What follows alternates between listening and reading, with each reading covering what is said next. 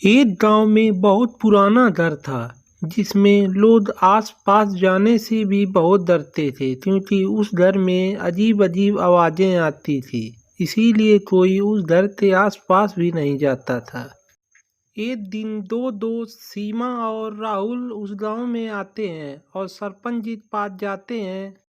सरपंच जी, क्या आपके गांव में हम थोड़े दिन रुक सकते हैं? हम घूमना चाहते हैं। अरे हाँ हाँ बेटा, तुम क्या चिंता करते हो, अपना ही गांव समझो। सरपंच जी, आपका बहुत बहुत धन्यवाद जो आपने हमें इस गांव में रुकने दिया।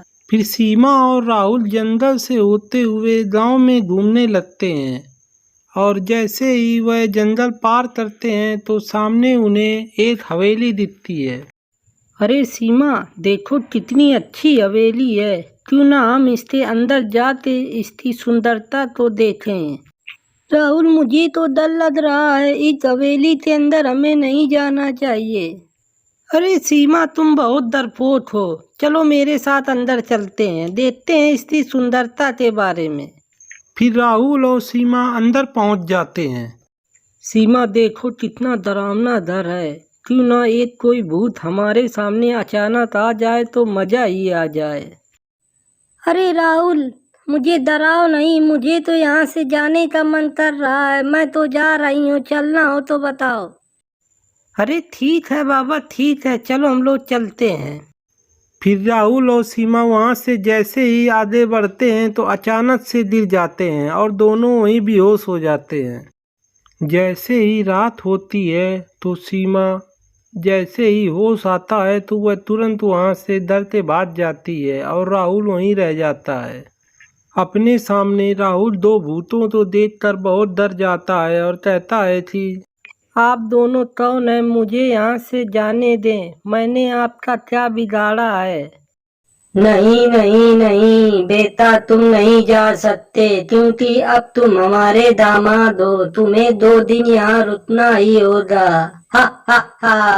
इतना सुनते ही राहुल फिर से बेहोश हो जाता है और भूत आपस में बात करते हैं। अरे क्या पापा, आपने मेरे पति को फिर से बेहोश कर दिया। अरे बेचारा थक गया होगा।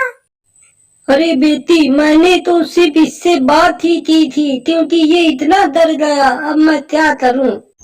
फिर चुड़ैल राहुल को बिस्तर में लिटा देती है और राहुल कहता है, मुझे आप जाने दीजिए, मुझे छोड़ दीजिए, मैंने कुछ नहीं किया है, मुझे छोड़ दीजिए। देखो राहुल, तुम्हारी और मेरी शादी हो चुकी है, तुम्हें 2 दिन तो रुकना ही पड़ेगा, तुम नहीं जा सकते। तभी चुड़ैल के पापा आ जाते हैं और यह सब बातें सुनकर कहते हैं कि दामाद जी, आप अभी तैयार नहीं हुए। आप 2 दिन तो यहाँ रुकना ही पड़ेगा आपको। देखिए पापा, ये जब से आया है तो ये जाने की लत लगा है। मैं इसको समझा समझा कर थक गई हूँ, मैं क्या करूँ। देखिए दामाद जी, हम बड़े प्यार से समझा रहे हैं आपको, मान जाइए, नहीं तो मैं आपका गला काट के खून पी जाऊंगा। फिर इतना कहकर भूत वहाँ से गायब हो जाता है। देखो राहुल, मैं अपनी आपको कहानी सुनाना चाहती हूँ, जिसको आप सुनकर आपको कैसा लगेगा वैसा आप करना। हमारा भी पहले एक बड़ा अच्छा परिवार था। हम लोग काफी अमीर हुआ करते थे। मुझे एक लड़के से प्यार हो गया, लेकिन उस लड़के को मुझसे प्यार नहीं था, इसलिए हमने उससे जबरदस्ती शादी कर ली। लेकिन वह लड़का तब भी नहीं माना। वह जिससे प्यार करता था उसकी ही बातें करता था। फिर हमने उससे जिससे वह प्यार करता था उसको हमने मार दिया। लेकिन जिससे मैं प्यार करती थी वह भी कुछ दिन बाद उसकी याद में मर गया। लेकिन उसके पापा जो बहुत बड़े तांत्रिक थे, इसलिए हम लोगों को श्राप दिया कि जैसे ही सुबह होती तो हमारी मृत्यु हो जाएगी और हमारी आत्मा यहीं भटकती रहेगी। तो हमने उनसे माफी मांगी तो उन्होंने हमें समाधान बताया।